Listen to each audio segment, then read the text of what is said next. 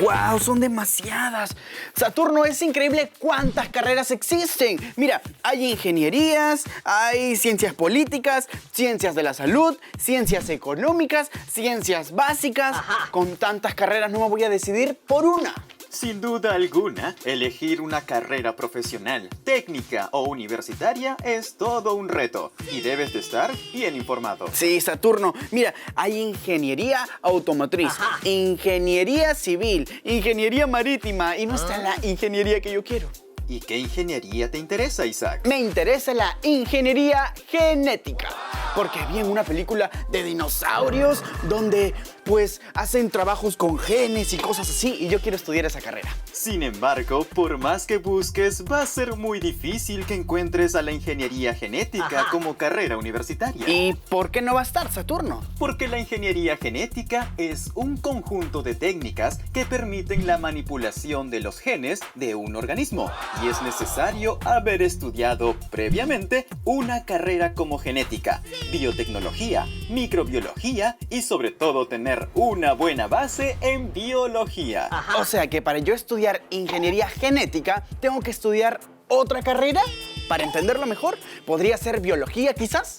Estudiar una carrera como biología o genética te pueden orientar a ese campo, pero no son las únicas opciones. Tienes razón, si voy a modificar genes, tengo que estudiar biología, por lo menos, sí. Yo creo que sí. A ver. Y este es un tema muy amplio. ¿Qué te parece si empezamos con una primera proyección? Me parece estupendo, Saturno. Recordemos el dogma de la biología molecular. La información del gen es usada para construir una proteína, y esto se logra utilizando el código genético, escrito en la secuencia de letras del ADN. Con esto surgieron muchas preguntas interesantes. ¿En qué parte de cuál cromosoma están los genes que codifican a cada proteína de un ser vivo?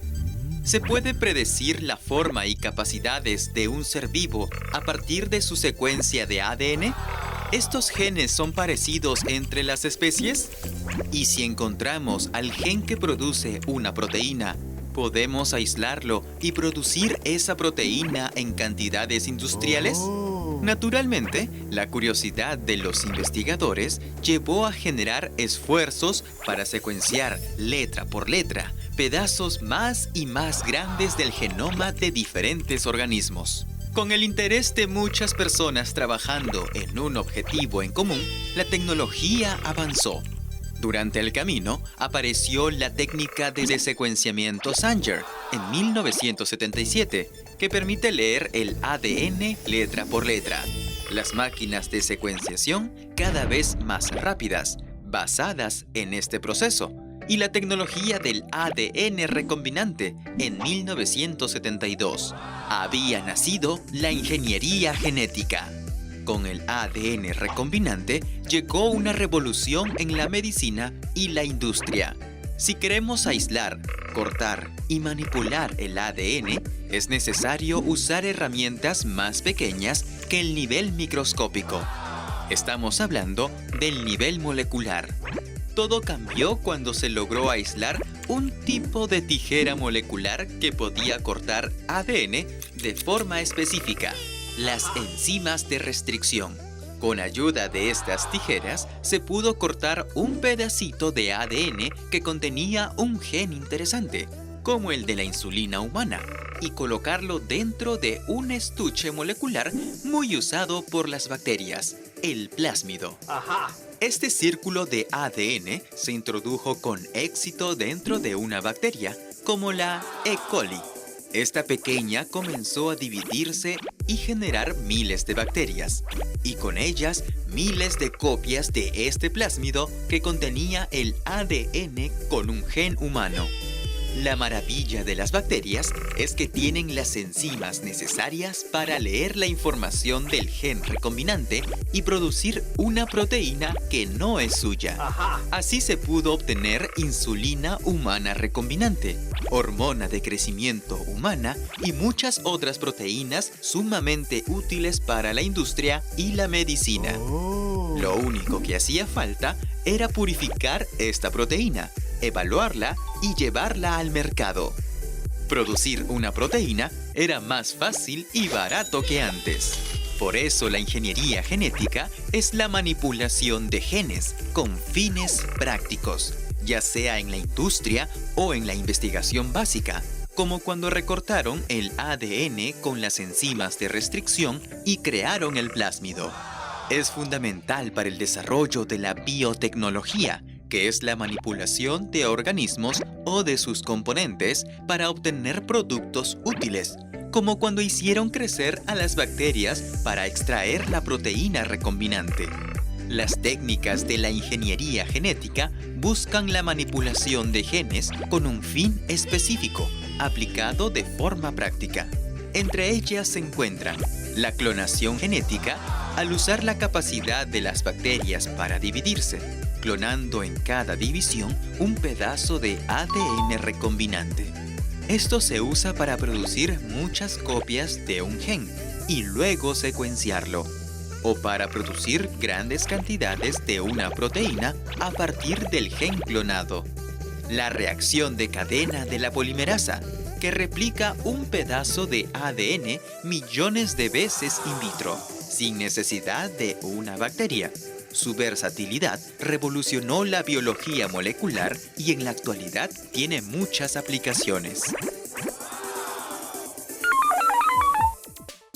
Saturno, es increíble cómo algo tan complejo como el ADN y también pequeño puede ser manipulado, porque consiste en cortar un pedacito de ADN, juntarlo con otro, empacarlo en una bacteria y hacer que esta bacteria lo produzca. Excelente, ¿verdad? Es lo que permite la ingeniería genética. Pero recuerda que para lograr estos avances se han aplicado conocimientos de otras ramas de la biología, como la genética, microbiología, la biología molecular, bioquímica, entre otras. ¡Wow! En este caso sí que la unión hace la fuerza. Y Saturno, luego de ver el video, tuve una duda. Mira, la apunté acá. ¿Por qué la reacción en cadena de la enzima polimerasa es importante? Es una buena pregunta, Isaac. Dejemos que la profesora Pierina te responda. ¡Perfecto! Hola Isaac, hemos llegado a la parte más reciente del enorme desarrollo que la biología molecular y la biotecnología han tenido en los últimos 30 años. Una pieza clave en el estudio, la comprensión y la manipulación del genoma fue la invención de la técnica de la reacción en cadena de la polimerasa o PCR. Esta técnica permitió replicar y aumentar fragmentos pequeños de ADN de forma rápida y eficiente en un tubo, usando ciclos de temperatura y una herramienta muy poderosa, la enzima Taq polimerasa. La PCR permite amplificar ADN con concentraciones muy pequeñas e incluso fragmentado, por lo que se usa para obtener información genética de muestras forenses, como manchas de sangre o restos de piel debajo de las uñas. También permite diagnosticar enfermedades genéticas al detectar la presencia de mutaciones conocidas y también diagnostica enfermedades infecciosas al amplificar secuencias de ADN que provienen de bacterias, de virus y de parásitos en la sangre de enfermos que tienen TBC, VIH o malaria. Esta técnica es básica en cualquier laboratorio de biología molecular y ha ido mejorando su sensibilidad con el tiempo.